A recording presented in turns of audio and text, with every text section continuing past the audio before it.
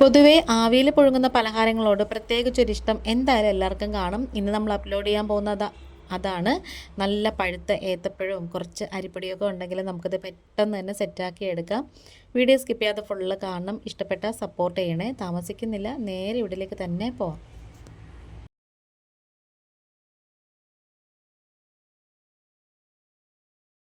ഈ ഒരു പലഹാരം ഉണ്ടാക്കാൻ വേണ്ടിയിട്ട് തൊലി നന്നായിട്ട് കറുത്ത 2 ഏത്തപ്പഴം എടുത്തിട്ടുണ്ട്. അത് നമുക്കൊന്ന് പുഴുങ്ങിയെടുക്കണം. അപ്പം ഞാനതിൻ്റെ തലയും വാലും ഒക്കെ കട്ട് ചെയ്തതിന് ശേഷം രണ്ടായിട്ട് കട്ട് ചെയ്തിട്ട് അത് വെച്ച് കൊടുക്കണം. ഒരു 10 മിനിറ്റ് കഴിയുമ്പോഴത്തേക്കും നന്നായിട്ട് വെന്തിട്ട് വരുവേ. പെട്ടെന്ന് തന്നെ അത് വെന്ത് കിട്ടും. നന്നായിട്ട് പഴുത്തതും കൂടെ ആയതുകൊണ്ട് തന്നെ പെട്ടെന്ന് തന്നെ അത് വെന്ത് കിട്ടും. അപ്പോൾ നമ്മളിനി ഇത് ഒന്ന് കത്തി കൊണ്ട് ഞാനിങ്ങനെ എടുത്ത് വേറൊരു ബേസിനിലേക്ക് ഇട്ട് കൊടുക്കുവാണേ. നല്ല ചൂടുണ്ട്.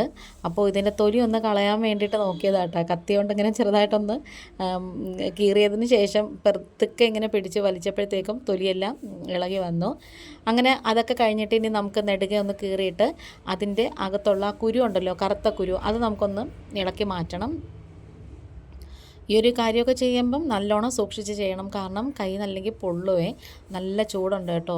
ഞാനിവിടെ സർക്കസ് കാണിച്ചുകൊണ്ടിരിക്കുവാണ്. അങ്ങനത്തെ നമ്മളിത് പതിയെ എടുത്ത് മാറ്റിയിട്ടുണ്ട്. ഇനി സ്മാഷറും ഉണ്ട്, അല്ലെങ്കിൽ ഒരു ഫോർക്കും ഉണ്ട്.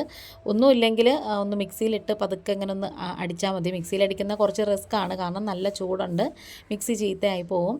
ഇതുപോലെ അങ്ങ് ചെയ്താൽ മതി കേട്ടോ, അല്ലെങ്കിൽ തവിയിട്ട് ഉടച്ചാലും മതി. ഇനി ഇതിലേക്ക് നമുക്ക് ആവശ്യത്തിനുള്ള അരിപ്പൊടി ചേർത്ത് കൊടുക്കാം. അരിപ്പൊടിക്ക് ഇത്ര എന്നൊരു കണക്കില്ല. നമ്മളിത് കുഴച്ചെടുക്കുമ്പോഴത്തേക്കും ആ ഒരു കട്ടിയാവണം. നമ്മൾ കൊഴുക്കട്ടയൊക്കെ ഉരുട്ടുമ്പോൾ ആ ഒരു കട്ടിയില്ലേ, അത്രയും കട്ടിക്ക് ഉരുട്ടി കിട്ടാൻ പാകത്തിനുള്ള നമുക്ക് അരിപ്പൊടി ചേർത്ത് കൊടുക്കാമേ. അങ്ങനത്തെ ഇതെല്ലാം കൂടി ഞാൻ കുറച്ചായിട്ട് പൊടികൾ തട്ടിയിട്ട് നന്നായിട്ട് മിക്സ് ചെയ്തെടുത്തതിന് ശേഷം കുറച്ച് നെയ്യും കൂടി ഇതിലേക്ക് ഒഴിച്ചു കൊടുത്തു. ഈ ഒരു സമയത്ത് നമ്മൾ നെയ്യ് ചേർക്കണമെന്നുണ്ടെങ്കിൽ ആ മാവിന് നല്ലൊരു ടേസ്റ്റ് കാണും. പിന്നെ അതുപോലെ തന്നെ ഏത്തപ്പഴത്തിൻ്റെ ആ ഒരു കളറ് ചെറുതായിട്ട് ആ മാവിനുണ്ട്. അതുപോലെ തന്നെ ആ ഏത്തപ്പഴത്തിൻ്റെ ഒരു ടേസ്റ്റും ആ ഒരു മാവിന് കിട്ടും. ഇനി നമുക്കിത് പതിയെ ഒന്ന് ഉരുട്ടിയെടുക്കാമേ. അപ്പോൾ ഈ വീഡിയോ കണ്ടുകൊണ്ടിരിക്കുന്ന സമയത്ത് ചാനൽ ഇഷ്ടപ്പെടുകയാണെന്നുണ്ടെങ്കിൽ ഒന്ന് സബ്സ്ക്രൈബ് ചെയ്ത് സപ്പോർട്ട് ചെയ്യണം. ഇനിയൊരു പാൻ വെച്ച് കൊടുക്കാം. അത് നന്നായിട്ട് ചൂടായി വരുമ്പോഴത്തേക്ക് നമുക്കിതിലേക്ക് തേങ്ങ ചേർത്ത് കൊടുക്കാം. ഞാനിപ്പോൾ 2 കൈപ്പിടിയോളം തേങ്ങ ചേർത്ത് കൊടുത്തിട്ടുണ്ട്.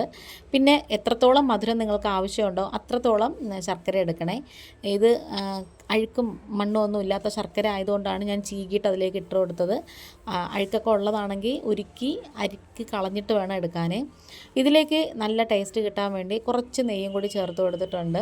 പിന്നെ ഫ്ലേവറിന് വേണ്ടിയിട്ട് ഒരു 3-4 ഏലക്ക തൊലി കളഞ്ഞിട്ട് അതിൻ്റെ കുരു ഇതിലേക്ക് ചേർത്ത് കൊടുക്കാം. ഇനി ഇതെല്ലാം കൂടി നന്നായിട്ട് മിക്സ് ചെയ്ത് യോജിപ്പിച്ചെടുത്താൽ മതി. ഒരുപാടങ്ങ് കട്ടിയാവൊന്നും വേണ്ട. ഗ്യാസ് നമുക്ക് ഓഫ് ചെയ്ത് മാറ്റി വെച്ചേക്കാം.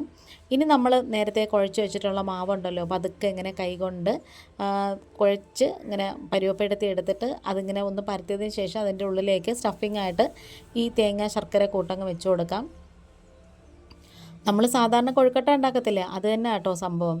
അപ്പം എത്രത്തോളം നമുക്ക് മധുരം വേണം, ഫില്ലിങ് അത്രയും വെച്ച് കൊടുക്കാമേ. അപ്പം ഈ ഒരു മാവിനൊക്കെ നല്ല ടേസ്റ്റ് കിട്ടണമെങ്കിൽ ഫില്ലിങ് നന്നായിട്ട് നല്ല റിച്ചായിട്ട് ഫില്ലിങ് വെച്ചാൽ മാത്രമേ ആ ഒരു ടേസ്റ്റ് നമുക്ക് കിട്ടത്തുള്ളൂ. ഇനി പതിയെ നമുക്കിങ്ങനെ ഒന്ന് കൈ ഇങ്ങനെ അടച്ച് വെച്ചിട്ട് ഒന്നിങ്ങനെ ഉരുട്ടി നല്ല ഷേപ്പാക്കി എടുക്കണം. പുറത്ത് ആ സ്റ്റഫിംഗ് ഒന്നും വരരുതേ. അങ്ങനെ എനിക്കിപ്പോൾ ഇത്രയും കിട്ടിയിട്ടുണ്ട്. ഇനിയാണ് കേട്ടോ നമ്മുടെ പ്രധാന കുട്ടൻസ് എന്ന് പറയുന്നത്. നമ്മൾ ഫ്രൂട്ട്സൊക്കെ വാങ്ങിക്കുന്ന ഇതേപോലത്തെ ഒരു കവറുണ്ടല്ലോ, അത് നന്ന് കഴുകിയതിന് ശേഷം അതിൽ ഇച്ചിരി നെയ്യ് പുരട്ടി കൊടുത്തിട്ട് ഓരോ ഉരുളയും അതിൽ വെച്ചൊന്ന് മുട്ടായി നമ്മൾ തിറക്കത്തില്ലേ, അതുപോലെ ഇങ്ങനെ ഒന്ന് തിരിച്ചു കൊടുത്താൽ മതി. ആ ഒരു ഷേപ്പ് ഈ ഒരു കൊഴുക്കട്ടയ്ക്ക് കിട്ടുമേ. ഇനി നമുക്കിത് പുഴുങ്ങിയെടുക്കാം. ഒരു 10 മിനിറ്റ് വെക്കുമ്പോൾ തന്നെ നന്നായിട്ടിങ്ങനെ വെന്ത് കിട്ടിക്കോളേ. അപ്പോൾ എളുപ്പത്തിൽ ചെയ്യാൻ പറ്റുന്ന നല്ലൊരു 4 മണി പലഹാരമാണിത്. ഇതിൽ എണ്ണയും ഒന്നും തന്നെ ആവശ്യമില്ല. അപ്പം പുഴുങ്ങിയ പലഹാരങ്ങളോട് ഇഷ്ടക്കൂടുതലുള്ളവർക്കും ട്രൈ ചെയ്ത് നോക്കാൻ പറ്റുന്ന അടിപൊളി പലഹാരമാണ്. നമ്മുടെ വീഡിയോ ഏകദേശം വൈൻഡപ്പ് ചെയ്യാറായി. ഈ ഒരു പലഹാരം ട്രൈ ചെയ്ത് നോക്കിയിട്ട് ഫീഡ്ബാക്ക് ഇടണേ. ഇന്നിപ്പോൾ ഇത്രയേ ഉള്ളൂ. വേറൊരു വീഡിയോ ആയിട്ട് വേഗം വരാം. Thanks for watching.